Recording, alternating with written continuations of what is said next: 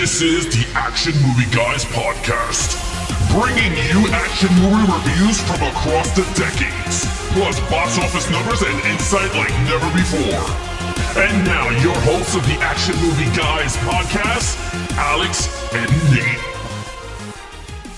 Welcome, everyone, to a brand new episode of the Action Movie Guys podcast, episode 339. We're into the second film into the Star Trek franchise. We're out to Star Trek Into Darkness from 2013. I'm your host, Alex Figueroa. My co-host is Nate from Netflix Reviews. All right, Nate, how long has it been since you've seen Into Darkness? Well, kind of like the first movie. I definitely saw Into Darkness more than once at the theater. I think I went a couple of times. I like these movies. I don't know. I went a couple of times when this came out, but I have not watched it in a while. Like when I was rewatching it, I was like, oh, it's been a minute since I've seen this movie. So I don't know. I will say, when did this come out? 2013. It's been at least 5 or 6 years since I've seen this movie. It's been a little minute. So I saw this once in the theater with my wife, and then I did not like, there's certain things about this movie that got me so angry. Ooh, okay. And I was just like, I cannot see this. Like, I didn't go back to it and watch it. I did purchase it on 4K. I did get it on Blu-ray, and I got like the special gun that flips and all this. And I mean, I'm a sucker for that stuff. Yeah. But I didn't put it back on. And there was things about it that irked me, and I cursed at J.J. Abrams and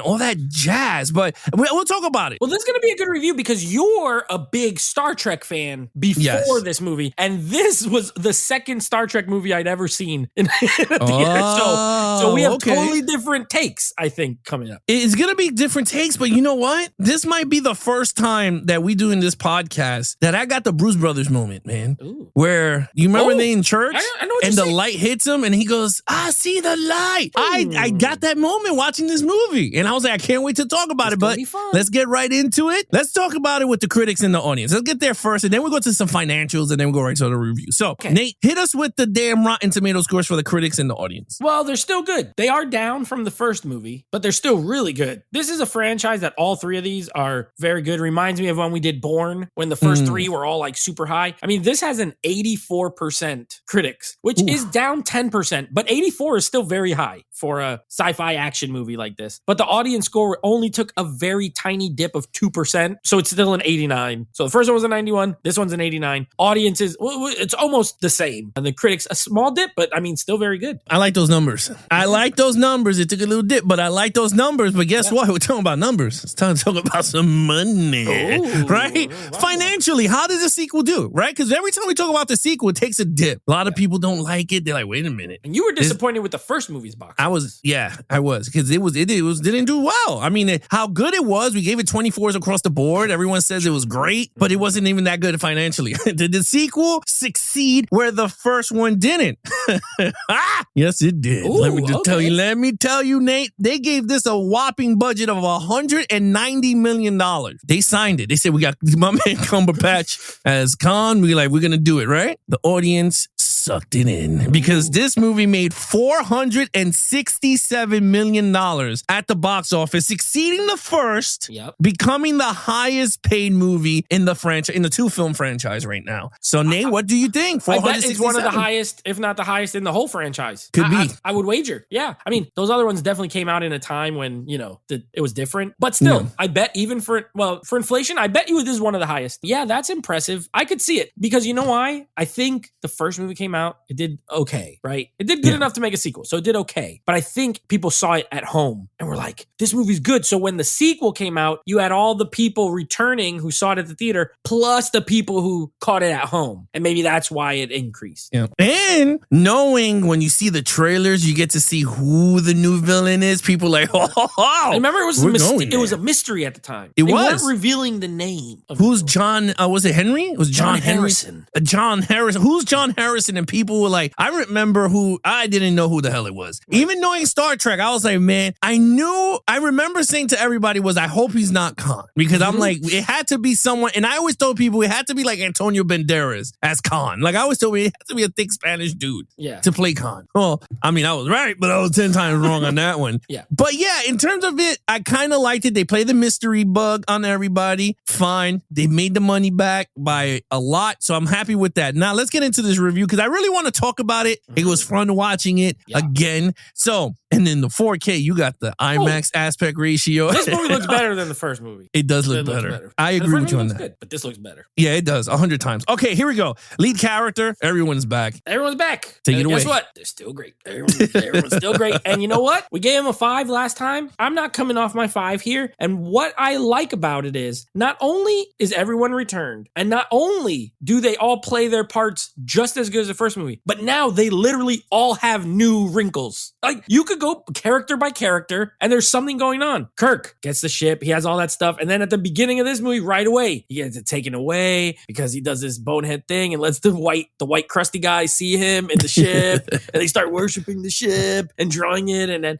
Pike has to take away the ship. He gets demoted. Like, that's how you do. This is how you make great characters. You make a first movie. They go through some trials. They end the movie on top. And right away in the next one, he's screwing up. He's not just one of those. He's not a superhero. Like, just always perfect. But it gives him an obstacle to overcome. Then they give him a revenge story on top of that. So Kirk, awesome in this. Spock, awesome in this. They dive more into their relationship. Their friendship grows throughout the movie. We'll talk about more later in the story. Great. Then you have Uhura and him. Now they're having a fight because he wanted to die in a volcano. Gives her something to do other than just be the language lady. You know what I mean? Sulu gets to be the captain. He gets to sit in the chair. Chekhov has to become the new guy. Engineer. The engineer. He has to leave. He's like, doesn't know how to do all this stuff, but he's trying his best. And actually, Scotty gets a really great role. And I think Scotty got a upgraded part from the first movie. I love the scene when he's like resigning, and you could tell he doesn't think he's going to accept it. And when he does, he is sad. I love it. I think you know what? 5 out of 5. Everyone's great. I love it. Yeah, I mean, I agree with you. 5 out of 5. Everyone's story did develop way better. They did get upgraded in all aspects. Favorite part is in the beginning when they both went into the Admiral Christopher Pike's room, and he was like, "Kirk, did you actually go in and let some other civilization see the ship?" And he goes, "No, I did not do that." And then he goes, "Well, in Spock's thing," he goes, "You tattletaled on me." He was like, "I thought you was gonna tell him." I thought that whole thing was so genius. And he goes, "Spock, do you understand what you did?" And he was just like, "I miss you." And then he waited.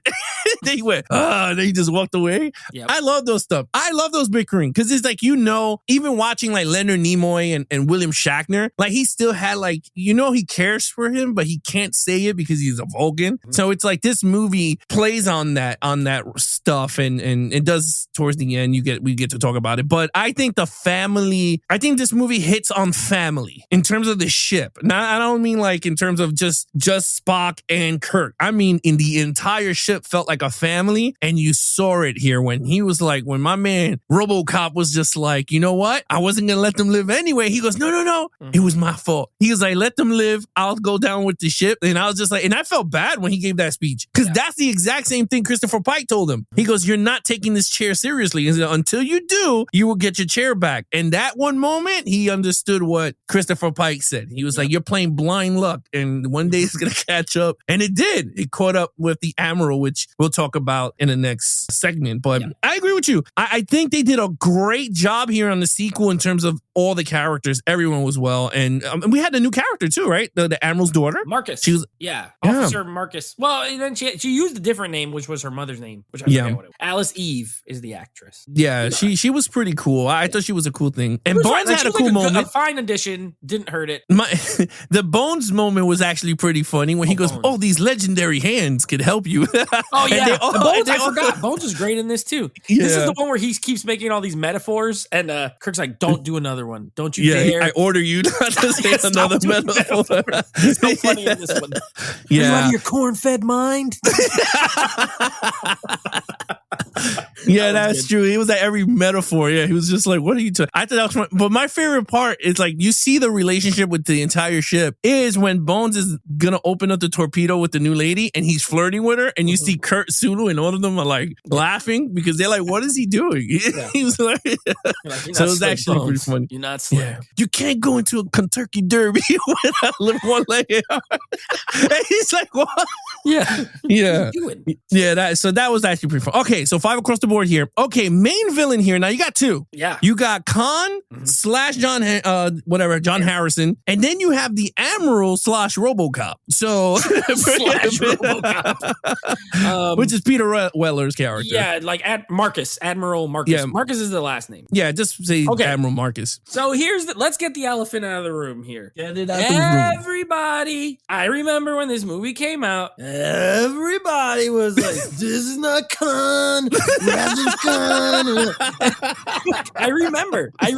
And you know why I remember? Because I had never even seen Wrath of Khan when this movie came out. I didn't see it till later. So I'm like, I'm not comparing this Khan to anything. This is him. So, but I remember I had friends like, this is not as good.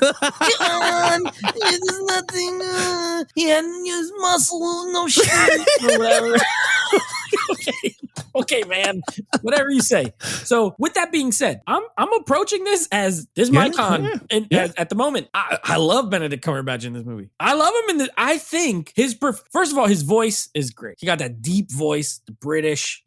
His voice is much different than Ricardo Montalban, who plays the original Khan, who's good, great villain, by the way, great villain. Not here to trash that one at all because that's a great villain. There's a different take. You break down the idea of what he is, and I'll save that for storyline because there's something that I don't like, but it's not necessarily the villain's fault. I love the backstory. There's these like super soldier people, peacekeepers, but really they will just like kill people if they have to. All this kind of stuff. Love it. They're advanced, which is weird. I'll say that for storyline too. Okay, he's great. I think he's great. He's menacing. You know what I mean? I like the whole little, I'll help you. You scratch my back, I'll scratch yours. And they know he's going to turn on them, but they still they still got to do it because they got to get rid of this, Marcus guy. So I love all that. And he's he's almost like the evil version of Captain Kirk because he's the leader. He got his crew. He loves them. He'll do anything for them. And that's Kirk too, except he's willing to do really bad stuff where Kirk is not. So I love that. For a movie with two villains, I liked him too. I was like, man, you know what? This dude's a real bastard. He wanted to start a war with the Klingons. So he used this guy to make these weapons. Then he tried to frame him, set him up. He's like, y'all are going to go there and shoot him. Shoot all these torpedoes so they freaking blow up a bunch of stuff and start a war. And then like you said that line where he's like, I want to let you guys live anyway. Like he was going to kill these people. He's bad. These are I don't know what everyone else was talking about. I think they're two great villains. I gave him a 5. It's way better than Eric Bana in the first movie. And I gave him a 4. So if it's way better, I got to give him a 5. All right. Yeah. So 5. I gave it a 5 also. So this is so, okay. So let's go with Admiral first, with the Admiral, right? I liked him a lot because you didn't see that coming. You cannot tell me that everyone knew this dude was bad. You did not know that. He was sitting in the chair. He was with everybody. The Khan was shooting up the place. You didn't know he was bad. He was there for him. Really, he was trying to kill him, but everyone's collateral damage. So you're like, holy hell, right? I didn't see it coming. But when it became Bad RoboCop, I said, yo, this dude, I wanted to punch him in the face myself because I was just like, wow. And he didn't give a shit. He was going to blow up the entire thing and make up a story so he could become the savior of this Starfleet, the whole generations thing. And his name could go down in history. That's pretty much the whole thing of his storyline. So I was just like, oh, liked him. I said, you know what? Even watching it now, it still hits hard. And you're like, oh my God. I was like, this is really good. Khan. When I saw this thing in the theater, I was just like your friends. I said, oh no. This is not my Khan. Yes. So what did they do? Mm-hmm. Right? I was like, this is not what I wanted. Therefore, on this rewatch, I said, my man Cumberbatch is the dopest Khan.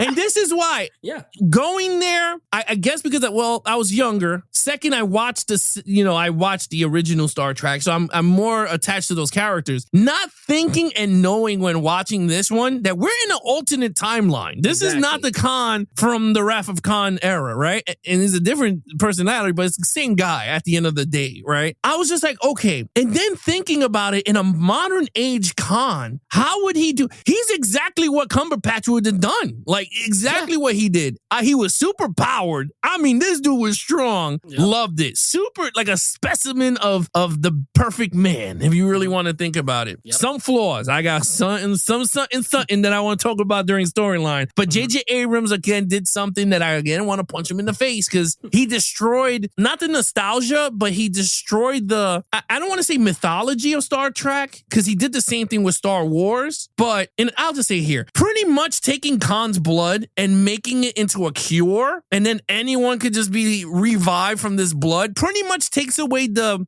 disbelief of death. Because it's like, I understand, we'll talk about it in the storyline why they had to use it in that sense. But in terms of now, he's going to be frozen. Now they could just keep making his blood all over the place. And I'm like, and he did the same shit with Star Wars with the force healing. When the hell did it, what force healing was there in Star Wars that you just put your hand over and then you're going to feel the pain? And then again, it's like, it's stupidity like that annoyed me. But other than that, Khan was a perfect villain. Like a perfect villain. Like he fought the hero. I mean, he fought the hero. He killed all those Klingons with the two guns. He killed the Klingon. He killed his own Star Trek people. I mean, the dude, he was snapping necks, cashing checks all over the place. When he broke that girl's leg.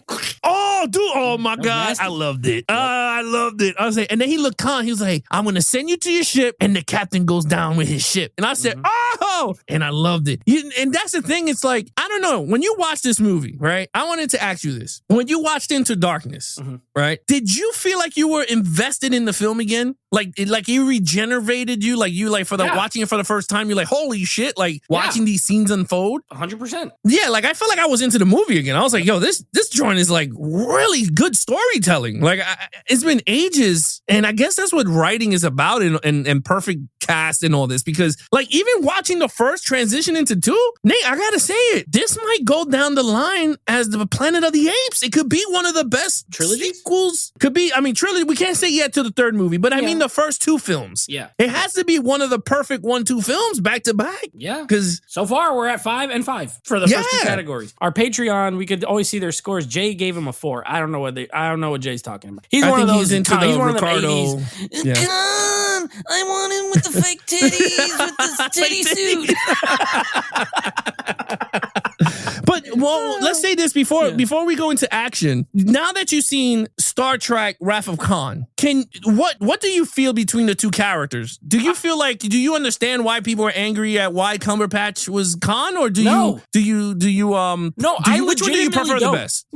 I legitimately don't. The only way I could comprehend it is if you, like in your case, let's say you watched that movie when you were younger, you have nostalgia for it, and you want them to do something similar or make it, because this is a different take. This is a different take. I personally am okay with a different take as long as it's good. And I think this is a very good different take. So no, I don't understand the, for one, I think you made a great point. This is a different timeline. There's no point in making comparisons.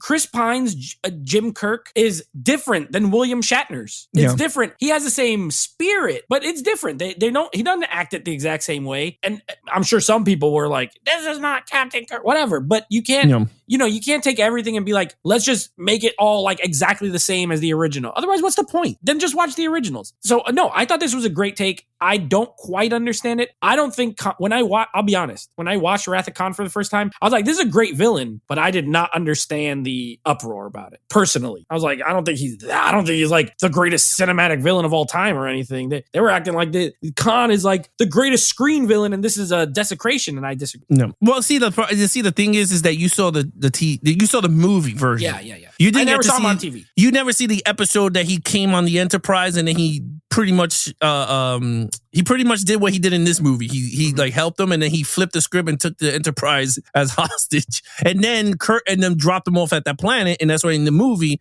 Chekhov was like, we're in the planet that we send this doofus to. Yeah, so I have no idea. Yeah, so you didn't see like the continuation of that storyline, which is, I mean, it's understandable. I mean, and that's the whole point of these movies. It's supposed to make you into a newer fan, wherever version you like. In that regard, this movie doesn't have that. See, that's an advantage. advantage. The original Khan had an advantage. He was on a show episode. You have a backstory. You have a situation where he's now, that's why it's called The Wrath of Khan. He's getting revenge. You don't have that here. This guy doesn't have any pre-existing, except that movie, but there's a different version. So if anything, he's working from behind the 8 ball, and I thought he was good. No, you're right. I mean, like I said, this interpretation, and you said something absolutely correct. All of these characters, from Captain Kirk, Spock, Uhura, Chekhov, Bones, you go all the way down the line, even the villains. These characters all change from the timeline that you saw. So, like, for instance, Captain Kirk would not be this rebel that you see here. Right. You know what I mean? Like, Spock will be the same Spock, but a little bit different from what he was. A little more chill in in the old ones. A little bit more chill. This one's a little more, he got a little more spice to it. Yeah. So anyway, with that said, okay, 5 across the board here too. Yeah, don't let the nostalgia get you. Watch it for what it is. Yes, I agree with you on that one. Okay, I already know where you're gonna go. Oh yeah, action. Come on, listen. This movie got, first of all, it got more action than the first movie. Yeah, and it's got cool action scenes. This got some cool. I'll just say really quick one, and I'll let you go. It's a 5. I gave the first movie a 5, and this movie has better action. So if I could, I'd give it a 6.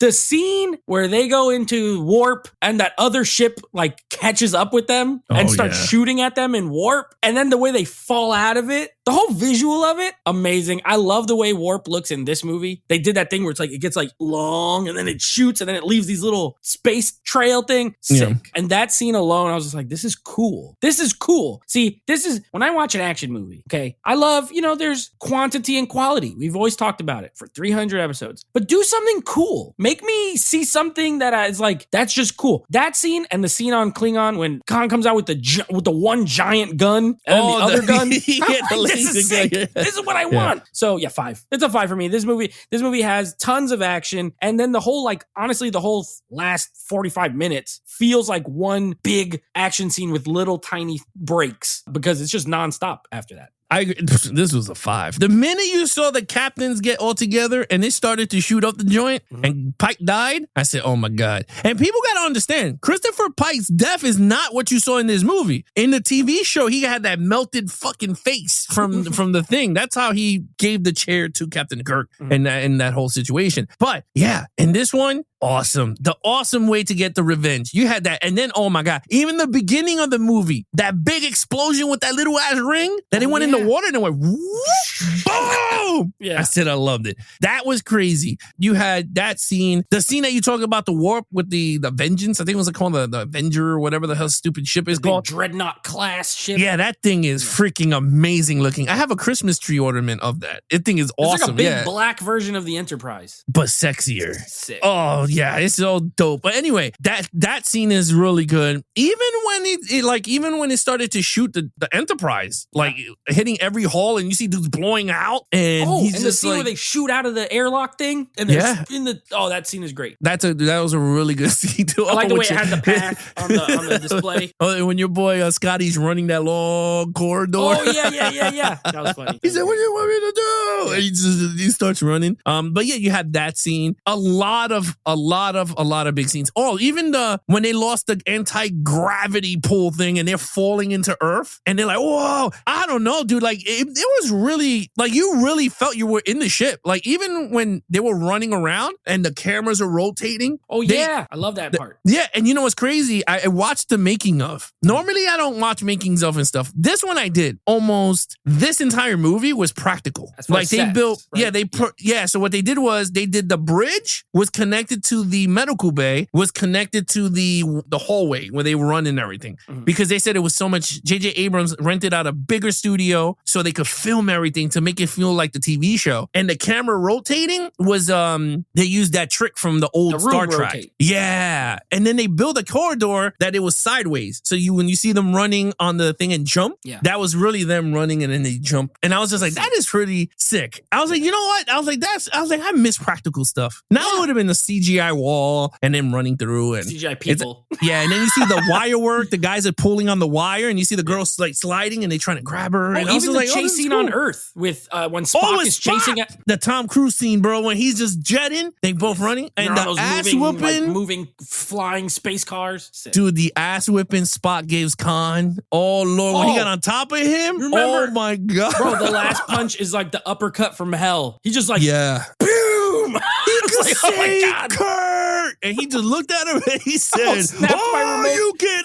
I snapped my remote in half when he uppercutted him. Give it to him. It was great. Yeah, I mean that whole scene played out so well. I mean, even when he hit him with the Vulcan grip, and he's just he's like, that was good. It felt like a wrestling, like a submission. Yeah. The Vulcan claw, the Vulcan nerve pinch.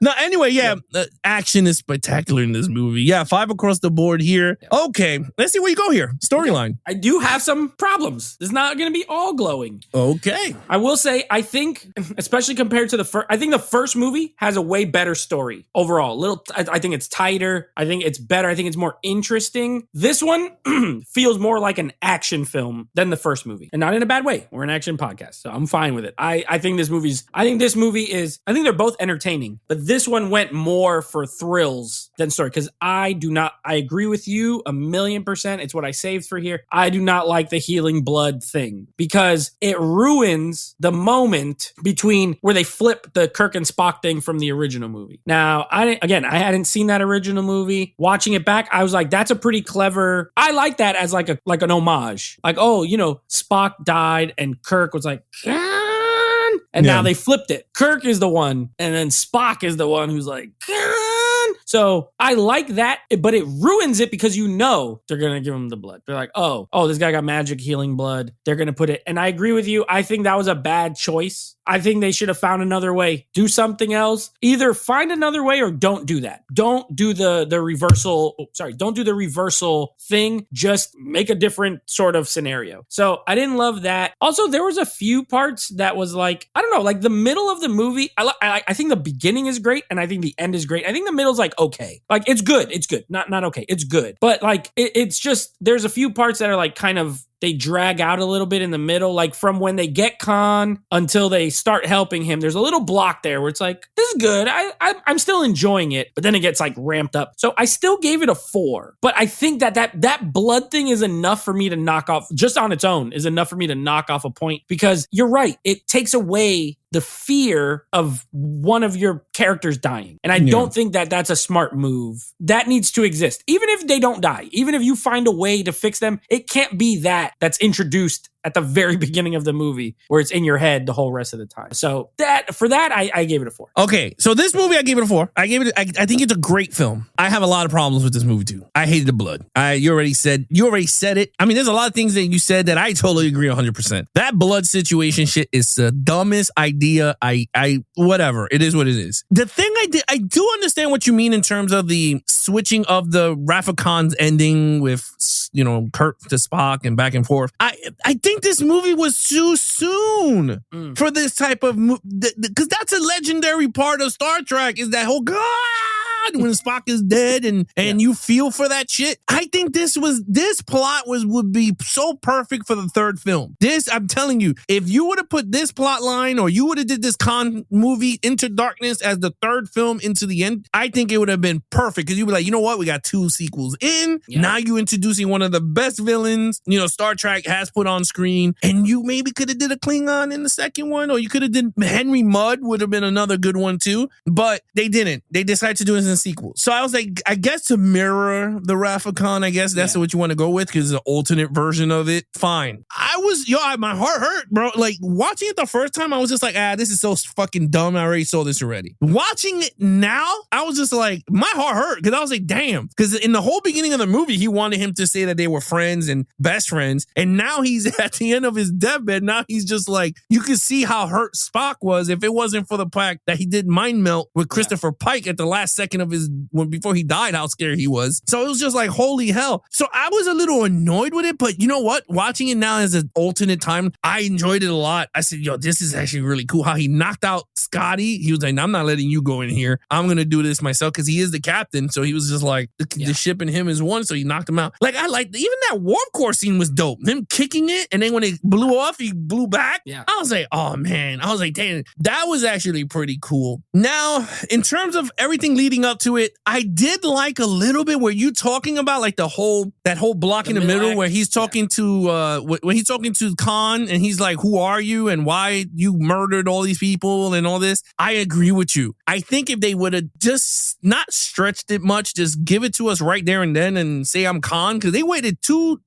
to 4 scenes later to say I'm Khan. Like he was like, I saw you were in the database. He's like, I'm not in the database. Yeah. I am this and that. And I agree with you on that. The 72 shit thing, I thought it was very clever, putting the humans in the torpedo. I didn't know there was them torpedoes. I was like, holy shit. I thought that was cool for storytelling. The Klingons did not look good to me in this movie. It could be me. They have like I liked them or something. I didn't like that. I like the old school, call me old school nostalgia. They could have took that and hooked it up a little bit. Though TV show looks way better in terms of the Klingons. Honestly, and the story wasn't that bad. I liked the story. Oh, it's good, yeah. I thought I agree. It's not a perfect storyline, but if you really think about it, it's kind of perfect. Like, it is great to us. If you take away those little nitpicks or whatever, in reality, it is a perfect sequel. In that, what you want in a sequel, it's very action and very heavy action in this one. It's not much of an exploration movie as a Star Trek is. This one's more of a revenge / actually 2 revenge stories, right? Yeah. If you think about it, right? Kirk because of Christopher Pine, and then Khan for his people because he wants to kill the Admiral. Yeah. So he's just like, wait a minute. So it's like 2 revenge stories in one, 2 villains, 2 different mindset. One wants to start a war with the Klingons to be this power throne, look as a god, while the other guy is just like, I just want to take my people and take the planets hostage. He's like, that's what I want to do. And then to end it all off, I'll say this, perfect way to use Leonard Nimoy again, calling him and like, how did you defeat Khan? And I was just like, this is amazing. I was like, this is so cool. I'm glad they didn't show what he said. He's like, it was at great cost. And how'd you do it? And then they cut away. And I like that. It was cool. So I like the way they did that. So 4 across the board here. Okay, yeah, overall.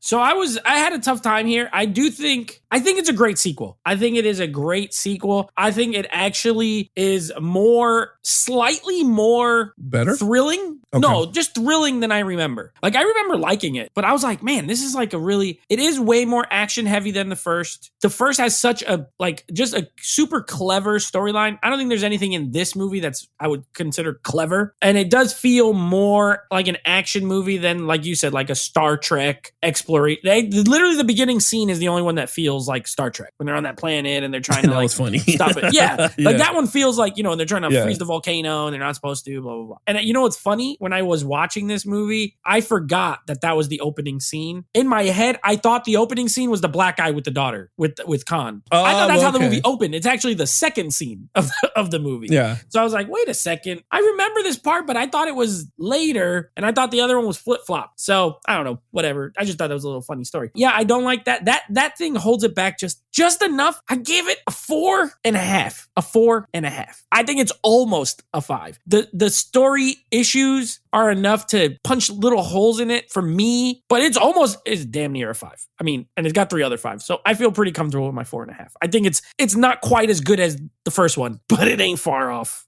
We're splitting hairs here. Yeah, I'm giving this a 5. I had to give this a 5, and this is the reason why. And I know a lot of people will be like, really? Watching this in terms of Star Trek, it gave you everything Star Trek. I think it gave you even, and you could even say, I don't care what people say, you could put this up against all the Star Trek movies that came out, and this movie alone would be way better than half the original stuff and the Next Generation. Even better than the Borg stuff, if you really want to put it. I think the second movie of that whole Next Generation, I mean, we're going to tackle it here, but I feel like this could hold its own. Actually, the first 2 movies could hold its own with the other movies that came before it. I like this movie a lot, and I saw it again. So I saw this on Sunday, right? And the kids were yapping. I said, oh my God. So I had to like pause and play.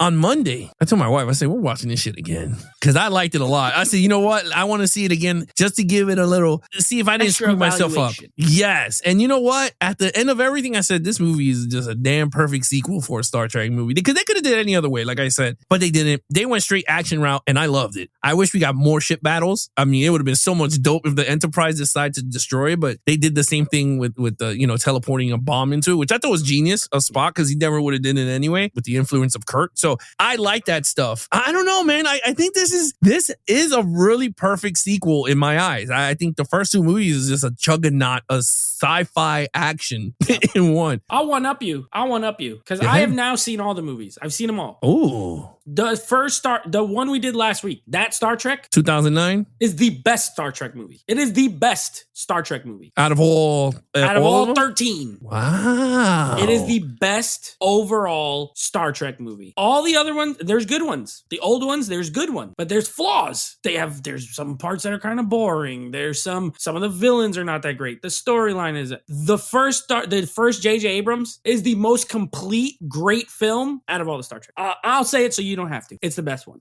and this one, I'll agree with you, is you can put this one up against almost all the other ones as well, and it's right there, if not better, close. Take your pick. And I know there's fans of the Next Generation show, and there's fans of the old show, fans of the movie, and that's great. And if they don't agree with me, that's fine. As someone, I'm a movie watcher, and as someone who's seen all the movies, that one's the best one, the best Star Trek. So there you go. Nate said it. Put it down on your Nate piece of said paper. 2009 is the best ever It is the best. put together. It is the best overall Star Trek. All right, Nate, what is your total point? 23 and a half.